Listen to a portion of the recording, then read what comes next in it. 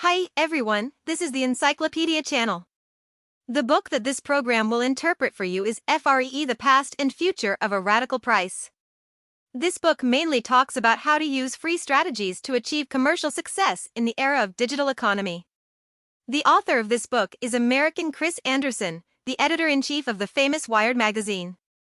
He is known as the spiritual leader of the information age and Kevin Kelly's successor. Chris Anderson once proposed a very famous long-tail theory to analyze the profit model of enterprises in the digital economy era.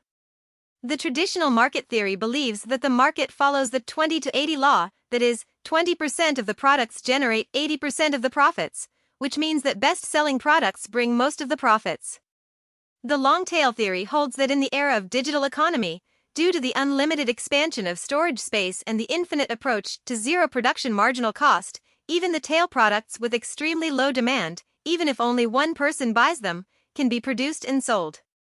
The profits of enterprises do not come from best-selling products, but from these tail products. And this book is in the same line as the long-tail theory. It is Anderson's thinking on extending the long-tail theory to the application level. It summarizes the business model suitable for the new economy from the perspective of price. So, what is free? What are the free business models? What is abundance thinking, and what is the relationship between abundance and free? How to re-understand the market, replan your own business model, and get huge profits from seemingly free services. After listening to this episode, you will understand. This book was written in 2009, and it has been more than 10 years, but reading this book still has a feeling of understanding. The internet business models mentioned in the book have basically been used by internet companies over the years, and they have been very successful. It can be said that the business models of many well-known internet companies are based on the theory proposed by Chris Anderson, which is why it is still worth looking back at this forward-looking, experimentally proven business classic. Below, we will describe the contents of the book in detail. This book mainly answers 3 key questions. The first key question is, what is free? The second key question is, what are the free business models? The third key question is, what is abundance thinking? What does abundance thinking have to do with free? First part. What is free? There will be no free lunch in the world. This is a deep-rooted concept in our minds. We know that all kinds of things in the mall that are labeled as free are not really free. For example, the so-called buy one get one free is actually another way of saying 50% off. Some free trials may not require you to spend money, but the trial size is relatively small. After the trial, you may feel that it is easy to use, so you can buy a full size. For example, it is often encountered that communication operators will give away mobile phones with pre-stored phone charges, women in bars are free of tickets, but men are charged tickets, and children in some amusement parks are free of tickets, but they need to be accompanied by adults. From the beginning of commercial activities, all kinds of free have entered into the business model. You see, the free mentioned above is not aimed at a single object, but 2 or even more connected objects. Some use free products to earn money from paid products, such as commercial activities such as gifts. Some use free products to earn money from paying customers, such as free tickets for children and women. Therefore, free is not an isolated phenomenon, but a dynamic process, which reflects the transfer of money between different products, between people, between the present and the future, between the market that does not deal with money and the money market. Economists call this kind of free cross-subsidy. In many cases, the entire cross-subsidy process is very complicated, but it doesn't matter, as long as you know that money is constantly flowing and transferring throughout the process.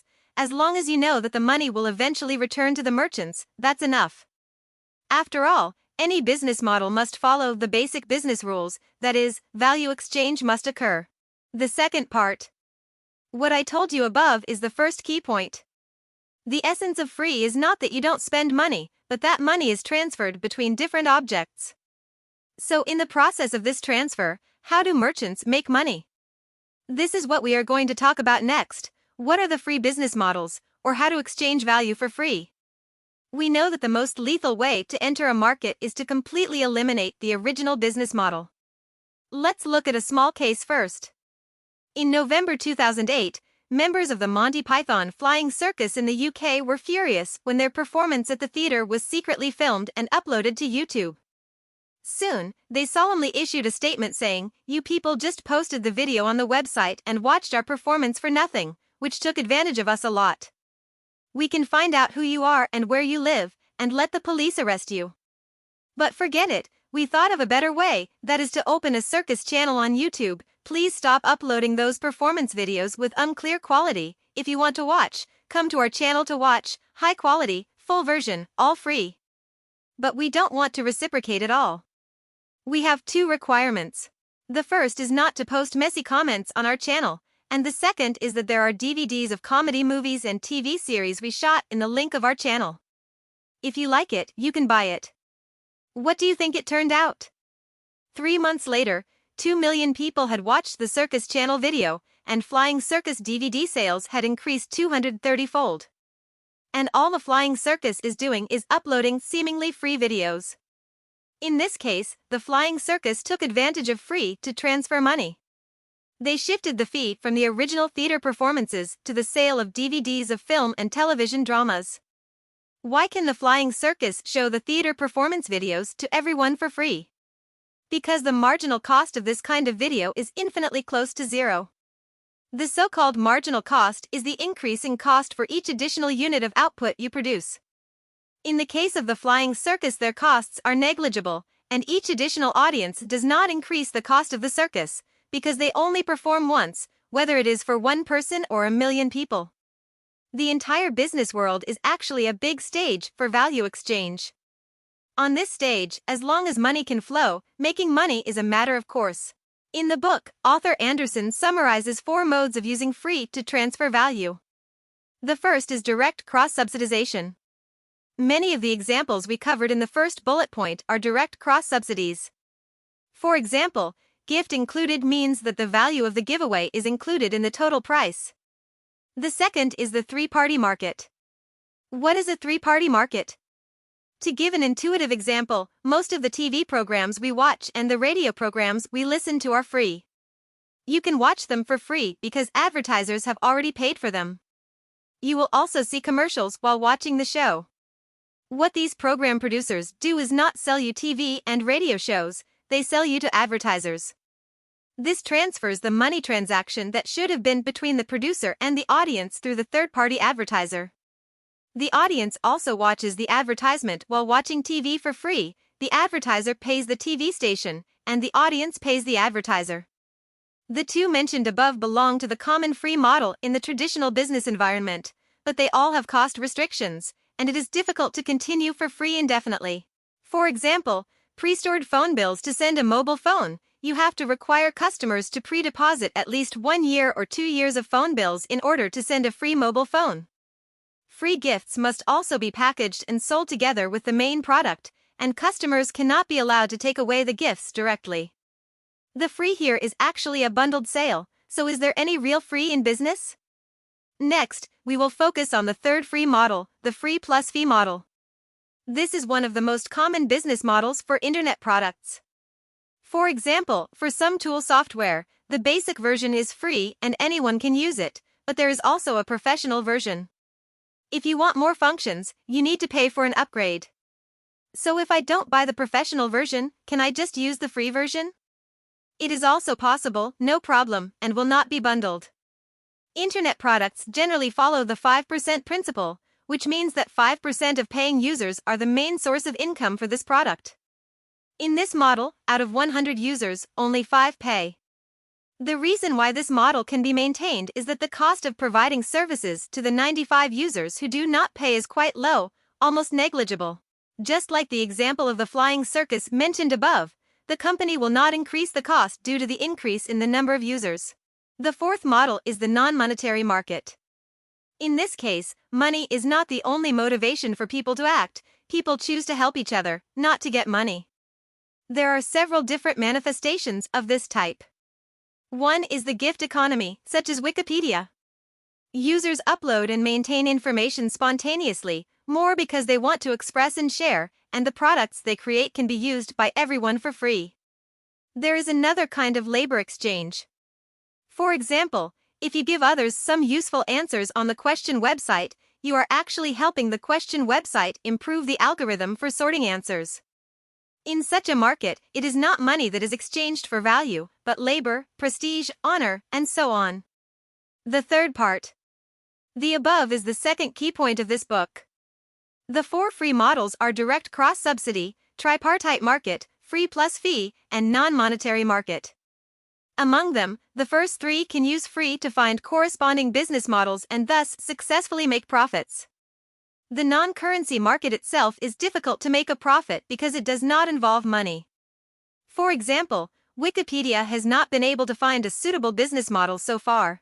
Next, let's talk about the last key point. What is the way of thinking of abundance, and what does it have to do with free? Traditional economics studies the optimized allocation of resources in a state of scarcity, which means that resources are limited, so we need to study how to make full use of these limited resources and how to choose to achieve the best results. Pay attention to the premise of this sentence: resources are scarce. Many organizational structures and ways of doing things in our daily work and life are related to this. For example, we often say not to waste because resources are scarce. For example, you must kill your opponents in the company to finally win the position of general manager because there is only one position. In fact, the reasons for these problems can be summed up in 6 words: last resort and no choice. If resources are infinitely abundant, you don't have to make choices at all. Do you need to choose the air you breathe every day? No, there is so much air that you don't even realize how much it is.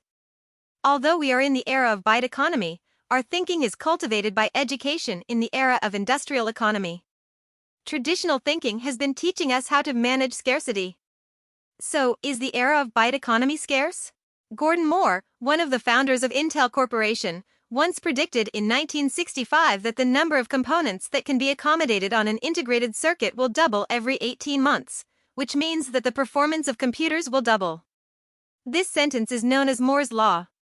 In more popular language, Moore's Law believes that information technology will advance rapidly at a speed visible to the naked eye, and will cause industrial changes in a short period of time.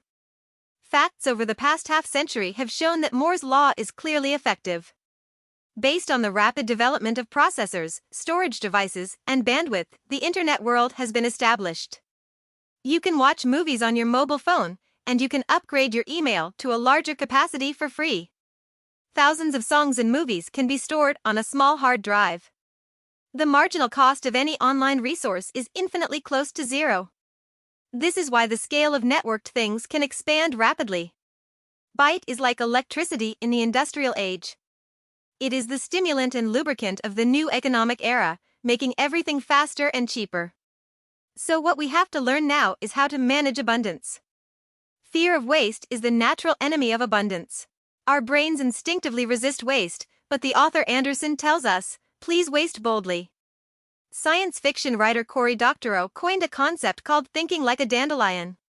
From a dandelion's point of view, it doesn't matter where most of its seeds go. What matters is that every summer, its seeds drift everywhere. It doesn't take care of every seed, it just wants them to take care of their own direction and find a land suitable for their own reproduction. Will you care about the travel route of your sweeping robot? You don't know how. As long as it sweeps the floor well, you don't have to worry about whether its traveling route is scientific or a waste of time, because it has plenty of time, and you can sweep it as you like. Time is abundant for sweeping robots, so don't be afraid to waste it. I don't know if you have seen some videos on the internet that are of such low quality and many people watch them, you wonder why anyone would watch this kind of stuff. But if you understand what management abundance is, you will understand these users. When a platform has an extremely abundant space, it does not need to distinguish which videos are valuable and which videos are not, because its storage space is too rich, and many videos can be stored, so the platform does not need to choose. Even if 99% of the content on a platform is boring in your eyes, it doesn't matter. The boring 99% in everyone's mind is different. Only the 1% is enough for the platform, and its space is enough to accommodate the infinite 1% possibility. Storage space is abundant for video website platforms, so don't be afraid of wasting it. This is how to manage with abundance thinking, accept waste. Do not take the initiative to interfere and choose, because once you choose, it will cause artificial scarcity. Enterprises should infinitely accommodate more possibilities, allowing products to choose where they want to go. These videos on the tube site are like dandelion seeds, they are all looking for a suitable object. When the cost of exploration in a certain field is negligibly low, the possibility of exploration will be infinite, and this kind of thing is impossible in the scarcity thinking of the industrial economy. Abundance is the fundamental reason for the existence of free. Why do you say that? In 1838, mathematician Antony Cournot published a famous economics book called A Study on the Mathematical Principles of the Theory of Wealth. In his book, he proposed an economic model of corporate competition. 45 years later, another mathematician, Joseph Bertrand, improved the model. This model can be simplified into one sentence: in an abundance market, price equals marginal cost. In economics, this is also known as marginal cost pricing. Compared with traditional industries, in the online world, digital products are extremely abundant, and the marginal cost of digital products can approach zero infinitely, so free is an inevitable result. This model has also become the pricing rule for digital products. So free is an objective reality that you have to face eventually. If you cannot understand it and use it, then you will have a very difficult time surviving in the digital business world. But in this situation where it has to be free, how can online products make a profit? Scale. As long as the scale is large enough, the profit brought to you by a small number of users can completely exceed the cost of providing products and services to millions of users for free. Free is a powerful weapon for you to gain scale. Before you have a huge user base, your first consideration is not to make money, but free. Active for free, gain scale. If you want to gain scale, you need to learn to tolerate wasteful behavior, because the expansion of scale for free will inevitably bring a lot of users who don't pay. This may be something you don't want to see. You may feel that this is a waste of your investment, but it's okay, please accept this waste. This is also the reason why internet companies spend a lot of money at the beginning of their business, which is hardly understood by traditional industries. Every time a traditional industry expands its production cost will increase, so he cannot exchange scale for free, because these are essentially completely different business behaviors created by two different economic environments. All intangible digital products have the characteristic that the marginal cost is infinitely close to zero.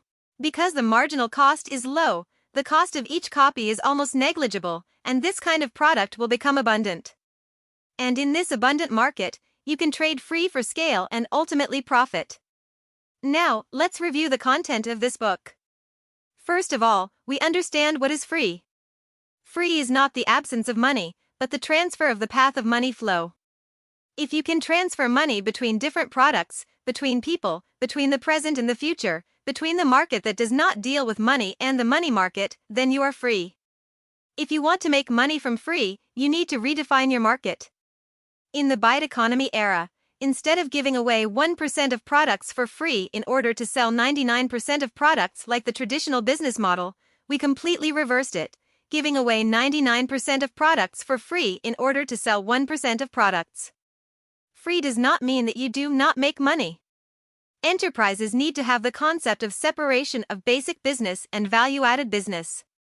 In the era of byte economy, the market has a two-layer structure of unified and divided. Unified refers to the basic platform, this part is free. FAN refers to value-added services, this part is your source of profit. Secondly, we talked about the 4 value exchange models brought about by free, 3 of which can develop completely different business models from the previous ones. The first model is direct cross-subsidy. For example, donate product sales services, donate hardware to sell software. The second model is a 3-party market. For example, this model is used by enterprises to advertise on TV stations and title a certain program. The third model is to charge for free. For example, limited time, free use within 60 days, and then charges, limited features, free for the basic version, premium version charges, limited number of users, free for users within a certain number, and charges for more than this number. Many internet companies have already applied this model to their products, and they have been very successful. The fourth model is the non-monetary market. In this case, everyone chooses to help each other, not to make money. Therefore, This value exchange model has not incubated a new business model. Many companies have achieved success with the help of the free business model. They looked at the issue of price and free from a new perspective and cleverly reversed the direction of money flow, either making a certain product completely free or freeing those who should have paid for it while letting others pay for it. Free in the era of byte economy is no longer a trick and bait in the era of industrial economy, but a brand new business model on which you can make countless new business attempts, which is the inevitable direction of economic development. In the end, the most important thing is to break away from the traditional thinking of scarcity, understand abundance, accept waste, and take advantage of free. When the economic environment and industrial environment change, the most important thing is not technological upgrading but thinking upgrading. We are in the middle of the change, and what we need to change is our own way of thinking. We need to completely change the scarcity thinking in the industrial economy era to the abundance thinking, and change the view that the market is the mutual allocation of resources between buyers and sellers into a more open system of multi-party symbiosis and coexistence. Understand abundance, accept waste, and use free. This is the end of this episode of the show. What do you think about it differently? Welcome to leave a message to discuss with everyone. Hey, if you like our channel, please subscribe us. Haha, remember to like it.